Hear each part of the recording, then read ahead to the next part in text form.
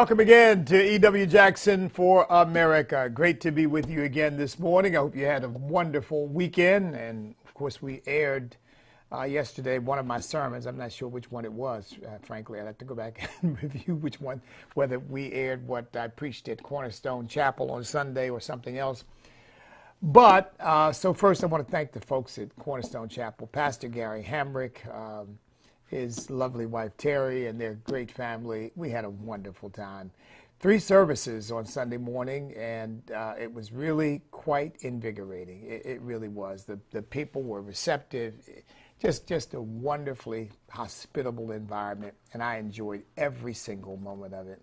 God is doing great things at Cornerstone Chapel. They are just busting at the seams, growing in every direction. They just started a school not too long ago. They built another overflow building to handle the crowd. They're having 3 services. They're expecting to have, I forget the number, but multiple services on Resurrection Weekend, Easter weekend.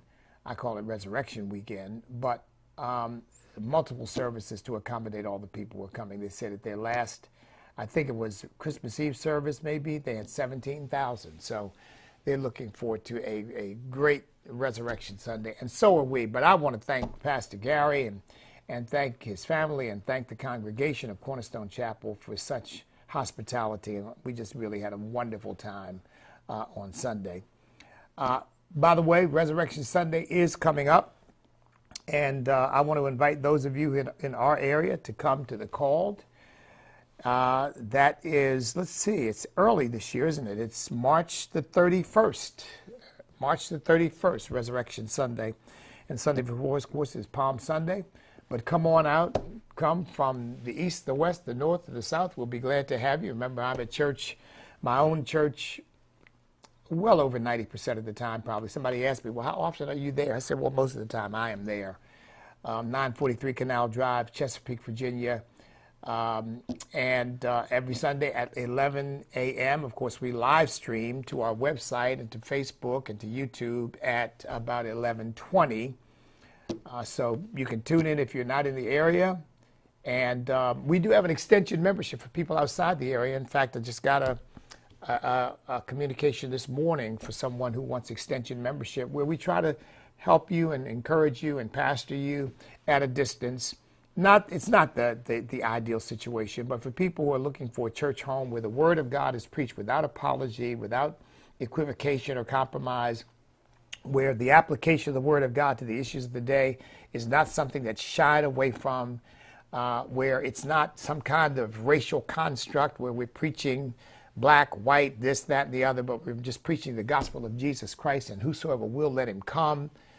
If you're looking for that kind of church, that's the kind of church we are. We're not a big congregation. We are growing, but we're not a big congregation. Come on out, 943 Canal Drive, Chesapeake, Virginia, and I guarantee you'll be treated with love and hospitality.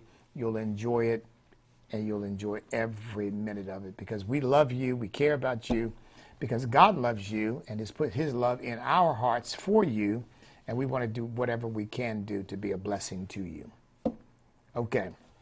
Now today, let's see, was there anything else I wanted to make sure I hit on? Oh, yes. Today at 12 noon Eastern time. 12 noon Eastern time. Tune in to our National Awakening Coalition conference call. You can get the call-in number at the website, standamerica.us. Our guest today is going to be Senator Tommy Tuberville, and he is going to be talking to us about protecting women's sports, and as well as about some other issues that he has been in the forefront of dealing with. Senator Tommy Tuberville will be our guest today on the National Awakening Coalition conference call, so don't miss it, okay? All right. Now, I have been thinking and praying about how to approach the issue that I want to approach today, because I've got a lot of things in my heart, and I want to be able to express them in a cogent way, so that when the program is over, you understand exactly what I've said, and it's not in any way misunderstood. But some of what I have to say I think some would think is harsh, but I know it's true. And by the way, I'm not even going to cover the South Carolina primary. I mean, the primary's over. The Republican primary's over. Donald Trump is the nominee. So I don't know what Nikki Haley's doing. And I'm not going to waste my time talking about a race in which he won by 20 points in her own home state. So enough of that. I want to talk about the death of Laken Riley in Georgia. She was killed by an illegal immigrant. An illegal immigrant, by the way, who was arrested in August and let go. And he was arrested for an assault or attempted assault on a 17-year-old girl. And he was released. Jose Antonio Ibarra, 26 years old, from Venezuela, one of these, apparently one of these Venezuelan crazies that Joe Biden is bringing into the country, hand over fist. I mean, they're just pouring into our country. He kidnaps and murders this poor girl, Laken Riley, and this guy should have been in jail. In fact, when he was arrested, first of all, he just got here September 2022, but he was arrested in August of 2023, charged with injuring a child under 17 years old, as well as a motor vehicle violation. I guess he was charged with, I don't know whether the assault was with a motor vehicle violation, but anyway, he was arrested. And because they have a sanctuary policy in New York, instead of him being turned over to ICE as an illegal immigrant, put back on the streets. August. What is that? Not 5 months later, he kidnaps and murders a girl. And this, of course, conjures up Kate Steinle in California. The guy who killed her was acquitted, by the way. I mean, he was acquitted. He was actually let go. Illegal immigrant. No right to have a gun in our country. Kills this girl, and he walks. Now, one would think that there would be a hue and cry about this across the country because, by the way, this is not the first time. Look, I could spend this entire program from now until Jesus comes talking about all of the crimes committed by illegal immigrants against Americans, indeed all the murders done by illegal immigrants against Americans, because it's happening all the time. Yeah, here's one. This guy, 5 times deported, illegal immigrant, 5 times deported, comes across again, down in Midland, Texas, Rogelio Ortiz Olivas, 50 years old, arrested and charged before with drunk driving, causing a fatal hit and run crash that killed 10-year-old Alex A.J. Wise. Now, again, you could go through these over and over and over and over, various scenarios, various times. It's happening all over the country, but the mainstream media doesn't want to cover this because they simply don't care. They just don't care. Now, I'm looking at A.J. Wise. He was 10 years old, and it does appear that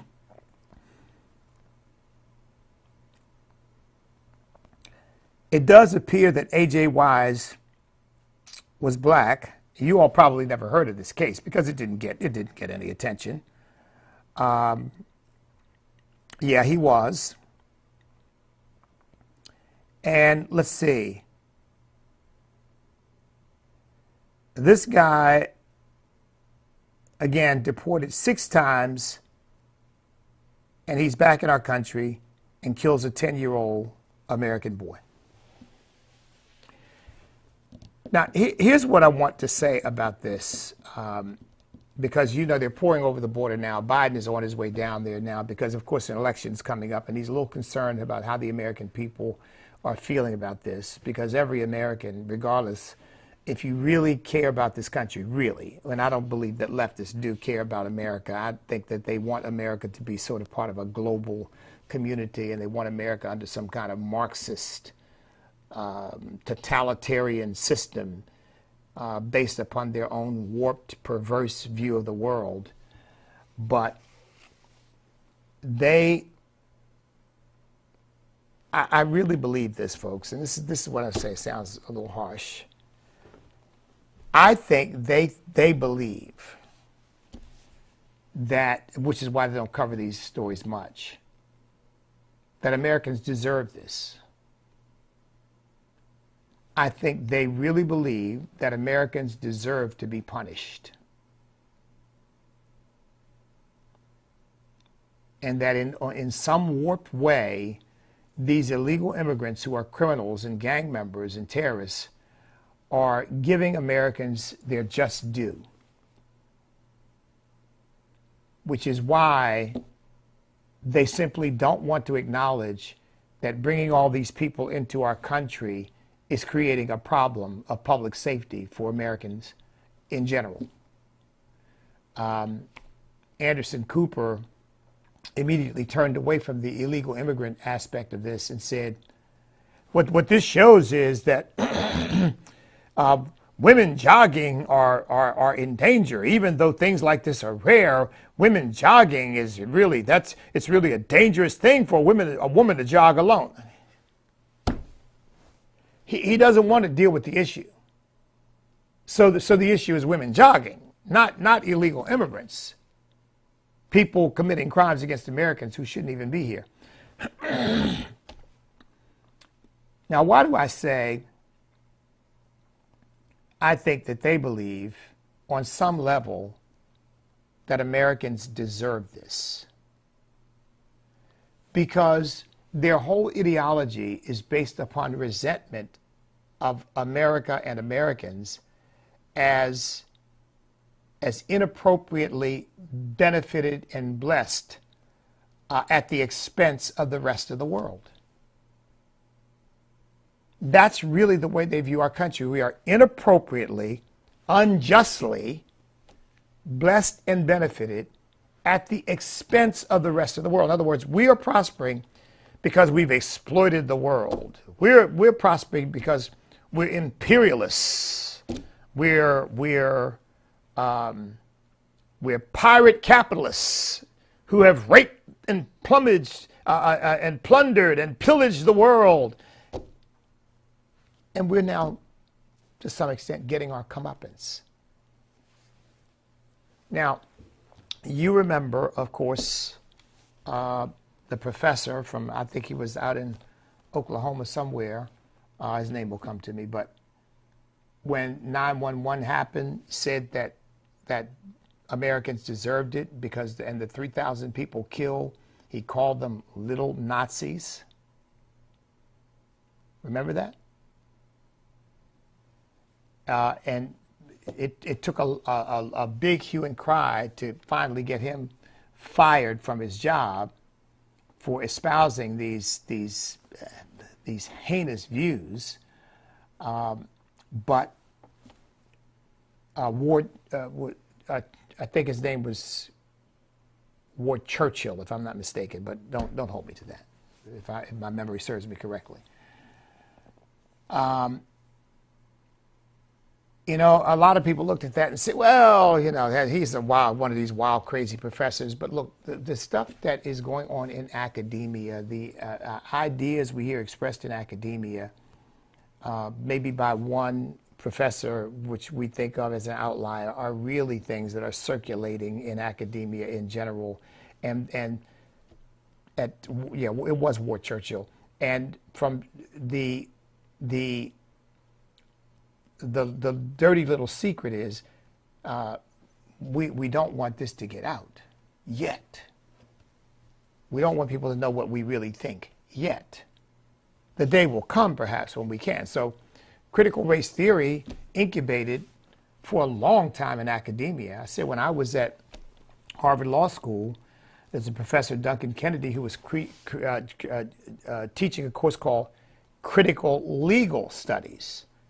And that was basically a Marxist critique of the law that said the law is nothing but a reflection of the powerful and the elite and what they want, and that it is designed to oppress the people. It is not designed to protect anybody. It is designed to oppress the people and keep the elites in power. That's a Marxist critique. That's what he was teaching, the very nature of the law. In other words, the law is nothing that one should inherently respect because it is rooted and grounded in truth, because it's not. It's rooted and grounded in raw power. Now, I'm not saying that there's not raw power. It's not sometimes reflected in laws that are wrong or unjust. I mean, we went through a period of segregation, which we had a bunch of laws that we know were wrong and unjust, and those reflected powerful people who wanted it that way. Didn't reflect what was really good for the country or good for the people, or certainly good for black people. So we understand that that can happen. But generally speaking, our Judeo-Christian foundations have created a legal system that is essentially based upon biblical ideals. You know, thou shalt not steal, thou shalt not commit murder, thou shalt not bear false witness. So our Judeo-Christian foundation is really what has given us our legal system. And from time to time, there are anomalies. From time to time,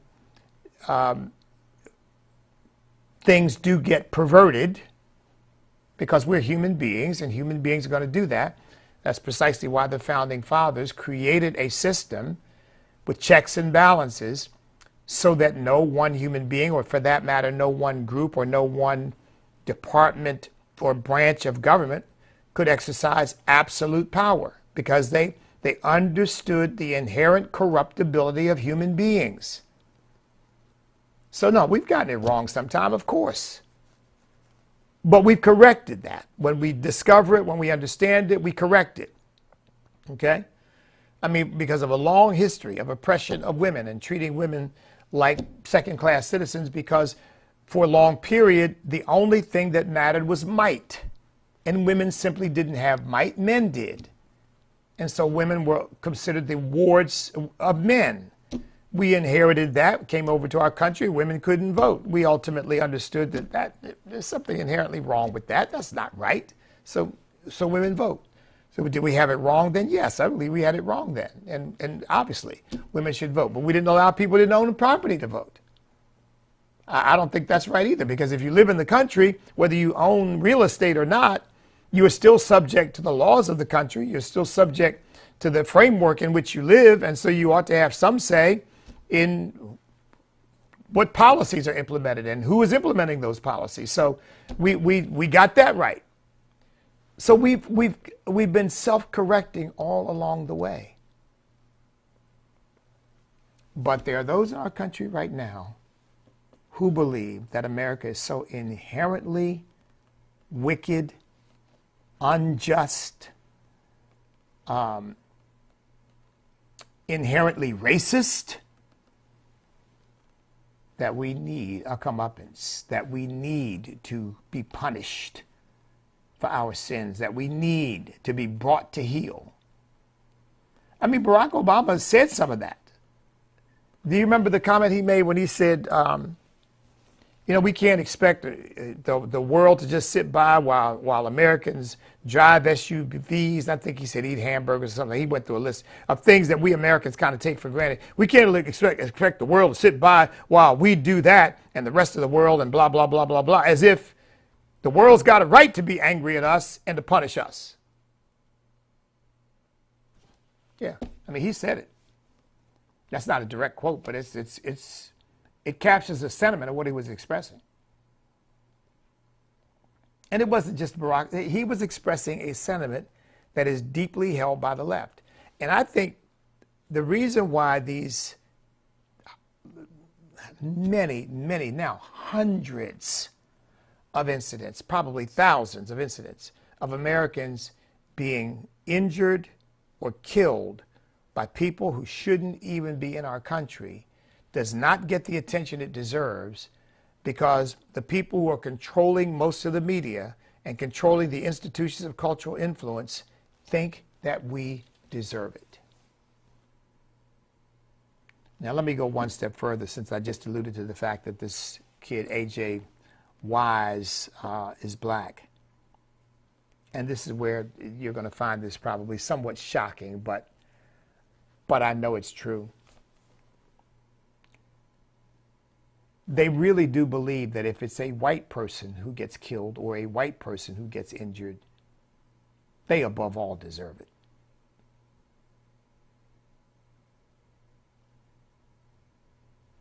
Now, don't get me wrong. They've got an agenda, and it doesn't really ultimately matter to them that a black person or another Hispanic person is murdered by an illegal immigrant. They still want to suppress it. But I really believe that if it's a white person, then they feel like, they above all deserve it. Kate Steinle, yeah. White girl. Karen, she deserves it. This poor child just murdered. Laken Riley. White girl, Karen. She deserves it. Because white people have lived with privilege too long, and they're just a bunch of little racists. And hey, you know, what difference does it make? About time they got their comeuppance. Now that is a sad and shocking thing to say, but folks, the evidence is there. Did you know that Microsoft just came out with a report in which they really make this public, bragged about the fact that they pay white people less than they pay any workers, quote unquote, of color, Asian, black, Hispanic. They've done an analysis to show that if you are a white person working for Microsoft, you are paid less than your counterparts of other ancestral backgrounds. In other words, if you are of European ancestry, you are paid less than your counterparts of any other ancestry, Asian, African, South American, you name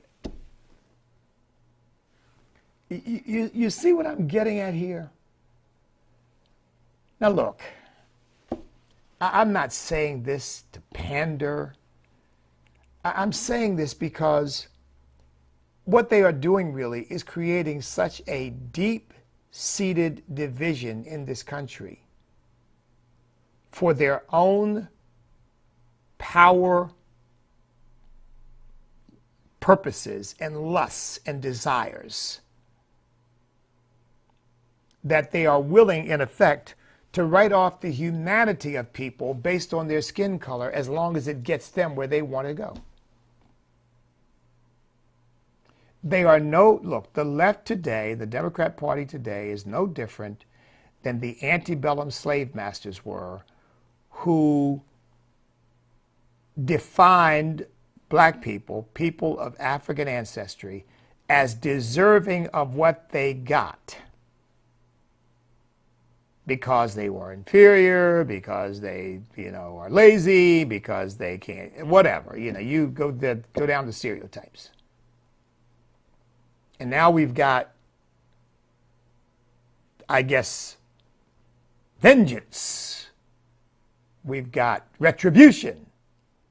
White people deserve it because they are racist, because they are selfish, because they are privileged, because they are morally. Black people, we were told by the slave master class, were intellectually deficient, maybe morally deficient too. And now we're being told by the intelligentsia, the Marxist socialist class, that white people are deficient. They're morally deficient because they're racist. They're inherently racist. Even, get this, according to Ibram Kendi, even their babies are racist. I mean, I'm not just pulling this out of the air and out of whole cloth. And then, as I said, Ward Churchill, I think, really revealed the sentiment behind this. Yeah, they deserved it. They deserved it. Remember Barack Obama, when he was, I think, facing some criticism about his willingness to sort of make excuses for Islamic terrorism, because remember, you weren't allowed to call it Islamic terror, right? Under the Obama administration, an edict went out to all government employees that it was not to be referred to as Islamic terrorism. You remember that? You had to refer to it as, what did they come up with? Oh, they had all kinds of little cute phrases that they came up with, but had nothing to do with Islam. And we know it had everything to do with Islam. Remember that? And in responding to some of the criticism from that, remember what he said? Don't get on your high horse. Remember the Crusades. So what happened over 1,000 years ago, you still have to answer for. I mean, it's kind of a way of saying you don't have a right to criticize.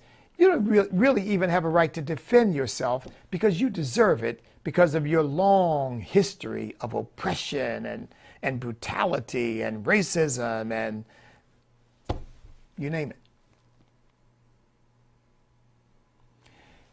Now, you're certainly not going to hear this kind of analysis in the mainstream media. You're not even going to hear it on Newsweek or Fox or any of the other conservative channels, because here's the difference between what they do and what I am doing and what we are doing. They are coming at things from a secular perspective, and I am coming at things from a biblical perspective. They have a secular worldview. I have a biblical worldview. And see, my biblical worldview tells me that human beings in our fallen condition look for, well, we don't even need reasons. The reasons are sort of an afterthought to justify our actions of exploiting other people and using other people. And race has nothing to do with it. It's the sinfulness of the human heart. And I mean, think about this. Up until the 14th century, China dominated the seas. China was ahead of Europe in terms of technology. Remember, gunpowder comes from China.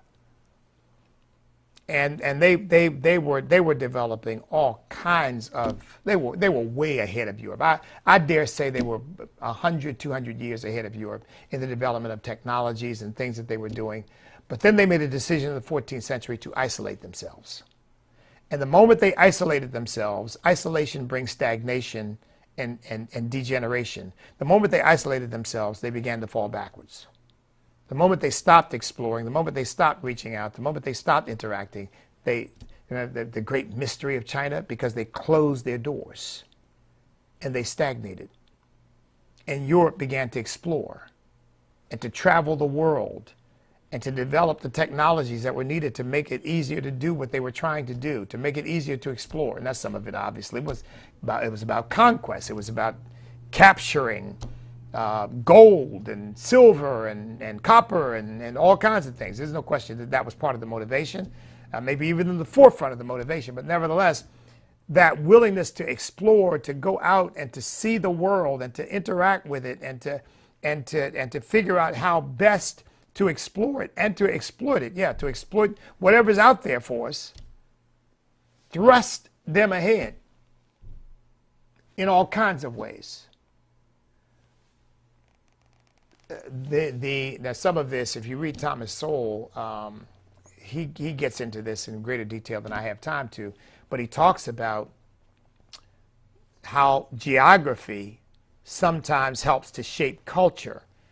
And one of the things that Europe had and that America has are plenty of shoreline ports. We have the ability to land ships all along our coastlines, pretty much. And Africa lacks that. African shorelines do not provide the same advantages. But let's leaving that aside. Suppose Africa had been, or some African nation or a group of African nations had decided, you know what, we're going to go out and explore. We're going to build ships. We're going to get out there and explore. And Europe had been left, you know, just isolated themselves and, you know, still warring tribes among themselves. And Africans had been the ones who went forward exploring and growing and developing technology. And we already know that the Ottoman Empire enslaved Europeans. So then they started slavery in Europe. You think that the Africans would say, well, we can't enslave them because we're good people. And we're not going to enslave anybody. That wouldn't be right. Instead, there would have been the Atlantic slave trade, except the slave trade would have been going in the opposite direction. They would have been grabbing Europeans, as the Barbary pirates did, by the way. When they captured European ships, they enslaved all the Europeans they had, that they caught. Put the women in harems for the sheiks and the wealthy Arabs. Put the men into armies or into slave labor, but they enslaved them. Folks, it's not the skin, it's the sin. So here's the deal. Here's the bottom line I want to come to here. This effort to hyper-racialize our country, and that's what it is now. They're trying to hyper-racialize America. And they're doing really to Americans of European ancestry what the Nazis did to Jews. They're the repository of all evil. Everything is wrong is their fault. They're out to get us. They're out to exploit us. They're out to use us. They're out to take advantage of us. Where does that lead to? Well, we know where it led to, what it led to in Germany. We know what it led to as a result of this mindset. We're the superiors. They are the inferiors. We must bring them to heel in order to create a better world. Right? Yeah, in order to create a world in which things are set right. The balance is back. Everything's where it ought to be. They ought to be slaves. We ought to be masters. I mean, that's where it leads. When you've got children being taught curriculum that certain classes of people are oppressors and certain classes of people are oppressed, that is pure Marxist doctrine, except American style is more about race than it is about class because of the upward mobility that Americans experience in our country. So it's easier to divide people if you do it by race, because then you can have the anomalous situation of an Oprah Winfrey, who is a billionaire, crying like she's some sort of field hand who's being whipped every day. I mean, that's a slight exaggeration, but she really does. I mean, black people, we're so oppressed.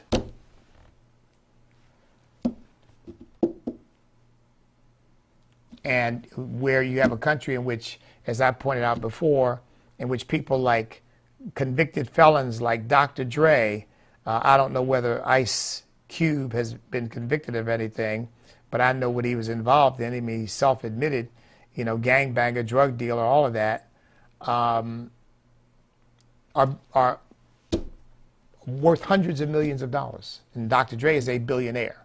Snoop Dogg. I mean, you see him on these commercials now, making money hand over fist.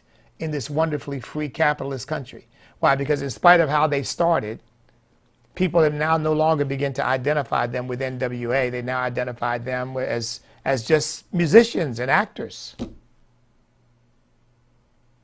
But no. We can't look at that. No. They're victims of the mean white people who watch their commercials and then go out and buy products. And frankly, and initially, we're buying their music. I never did, but we're buying their music because they liked it. They thought it was cool. It was hip. It was angry. It was, cutting edge. But Stephen Phillips wrote a book entitled Brown is the New White. If you've never read it, I would recommend it. Now, it's not a book for conservatives and Christians to enjoy, but it is a book that will educate you on the way they think. And here's how they think.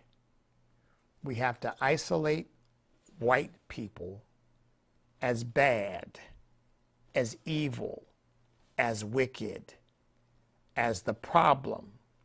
And we have to unite all the non-white people as good, as virtuous, as victims of the bad white people. And if we can unite them and then cobble together with them all of the good white people who realize how bad they are and how guilty they are and how ugly they are and how terrible they are and how racist they are. But they are enlightened now because they've got a Marxist, socialist, collectivist mindset about these things, and they realize that all the non-white people are so terribly oppressed that they will flagellate themselves in whatever way they think they need to, as long as they stay in power. And they will flagellate themselves and engage in self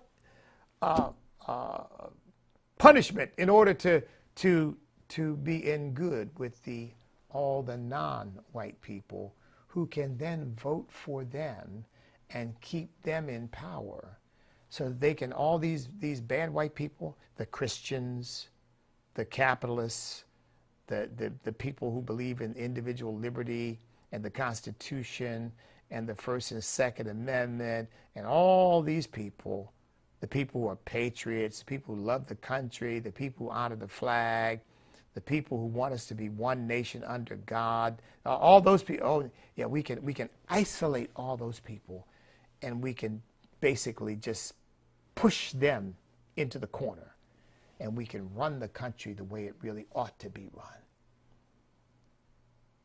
Now, in order to accelerate that process, in order to aid that process, we need some more voters, some more people who are beholden to us, some more people who will do our bidding. And I don't know whether you caught it, but one of Fox's anchors, what's the woman's name, Duffy, went down and was interviewing illegal immigrants and asking them, who did they support, Biden or Trump? Now, she may have come across somebody who said Trump, but every person she talked to, and I watch her talk to at least, I guess, about 5 or 6 of them, maybe more, Trump, Biden. You know, she failed to ask another pertinent question, which is, what party would you vote for, Republicans or Democrats? And I guarantee they said Democrat. That's what this is all about, folks. This is about power. And these people have a warped view of life. They don't have a biblical worldview. They've got an ideological worldview that is based upon Marxism and socialism and, frankly, nihilism, because they really believe that individual liberty leads nowhere, and they are the ones who have to bring people to heel and create a system that will allow them to be their best selves, because under freedom, they're not. Under freedom and under individual liberty, people are not. We need a collectivist tyrannical, totalitarian system that will allow people to be their best selves. And I say it's nihilistic because we know where that always leads. It leads to mass murder. Folks, that's where it always leads. There's no way around it. You've got this idea in your mind that you're going to create a utopia, and there are certain people in the way because they want to be free. Well, they don't even understand freedom from your perspective, and those people could infect others with this freedom nonsense, and you got to get rid of them. They did it in the Soviet Union. They did it in communist China. They did it in Cambodia. They did it in Vietnam. They did it in Cuba. They've done it everywhere it's been tried. And they did it in Germany, obviously. Say, well, Hitler wasn't a communist. Hitler was a leftist. It was the National Socialist Party. And Hitler began, his meteoric rise began with the German Workers' Party. Hitler was a leftist, but he was a leftist and a hyper-nationalist. So you combine those two, that's where you get fascism. That's what Mussolini was a communist before he became what we call a fascist. He added hyper-nationalism to it, so instead of the communist theory of the whole world operates under one all states go away because we're living in utopia. We don't need a state, right? Marx's vision of the kingdom of heaven without God. You don't need government. As opposed to hyper-nationalism says, oh, we need government, and the government we need is me ruling over everybody else. And then that's how we get there. That's how we get there. Boom, communism becomes fascism. The two are really two sides of the same coin. Two sides of the same totalitarian, tyrannical coin. Now that's where all of this is taking us, and they're using race to get us there. That's why they don't want to acknowledge illegal immigrants, because to the extent that these illegal immigrants are classed as not white, they don't want them blamed for anything because, of course, they're not the problem. White people are. And to the extent that they kill an innocent white girl, that's not a big news story. I mean, can you imagine Anderson Cooper talking about, well, you know, women out jogging, that's dangerous. So you know, I guess the underlying lesson there is all these white girls out jogging. What do they expect to happen? I mean, why would you even? This is America. Somebody wants to go out jogging, they should be able to go out jogging. They should be free to do that. I'm not saying that there aren't inherent dangers, obviously, again, in a sick, in a fallen world, but to somehow blame it on jogging? Yikes. Blame it on anything but this illegal immigrant. Because we need more of them in order to take over. In order to rule America the way we really want to. We need more of them. I mean, it's sad, folks, but the Democrat Party has become the party that is saying to America, you know what, we got too many Constitution, liberty-loving white people.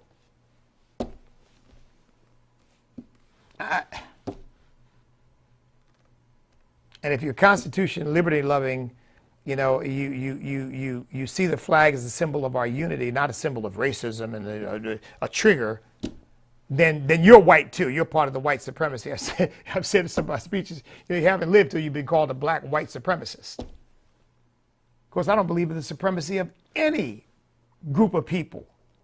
I believe in the supremacy of Jesus Christ. I believe that ultimately those of us who have surrendered our lives to him are going to reign with him. Yeah, I believe that. But I don't believe that's based on skin color. That's based on faith. which is why I rebel against this racial stuff with every fiber of my being, because I know that it's poison. And let me just point out to you before I have to go, oh my goodness, I could go on with this. But Jesus dealt with this among the Jews, and he would not pander to them. Jesus said to them, pointing to a Roman, their oppressor, I've not seen such great faith, not in all of Israel. What are you talking about? A Roman? Excuse me? And when Jesus said, love your neighbor, and the lawyer says, well, who is my neighbor? Jesus tells him a story about the people that they hate, the Samaritans.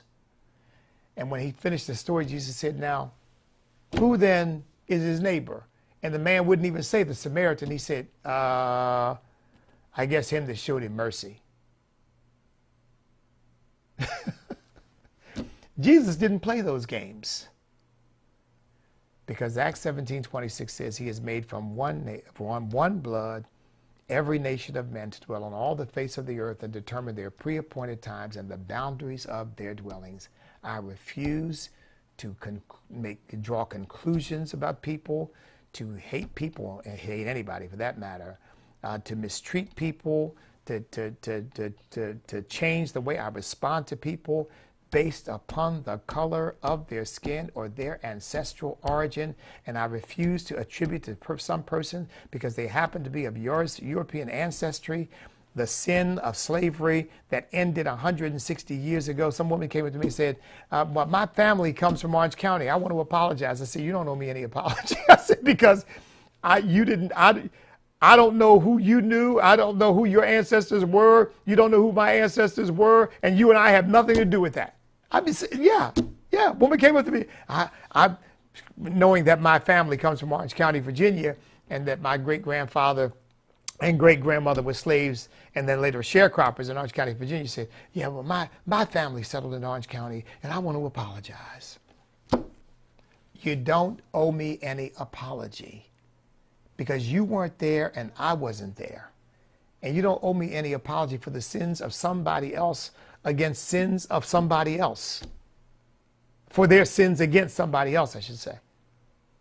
The only way you owe me any apology is if you hurt me. Then you owe me an apology. But other than that, I'm not interested. It's a waste of time. We need to be getting on about the business of building a future for our country and our posterity until Jesus comes. Not obsessing over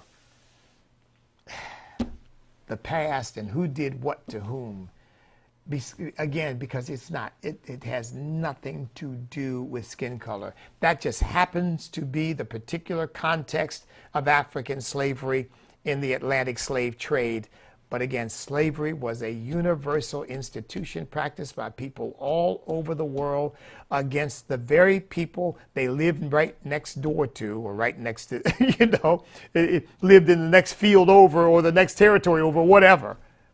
It was tribal, it was religious, it was geographical, it was demographic. And yes, later on, when the Atlantic slave trade starts, it becomes racial. But that's just the tip of the iceberg. It has nothing to do with the essence of the problem, and that's what people have turned it into. Which is why there is an effort to villainize people based on the color of their skin with a view toward gaining absolute hegemony and political power over this nation. And we're not going to let that happen. Listen, God bless each and every one of you. I got to go. I'm way over my time. Look, no matter what, and let's do it together. Okay, let's do it together. Let's do it across all racial and cultural and denominational lines. Let's do it on principle. Let's do it on ideals. Let's do it on convictions. Stand up, step up, speak up, and refuse to back up. Because we cannot be defeated if we will not quit. Because we are on God's side.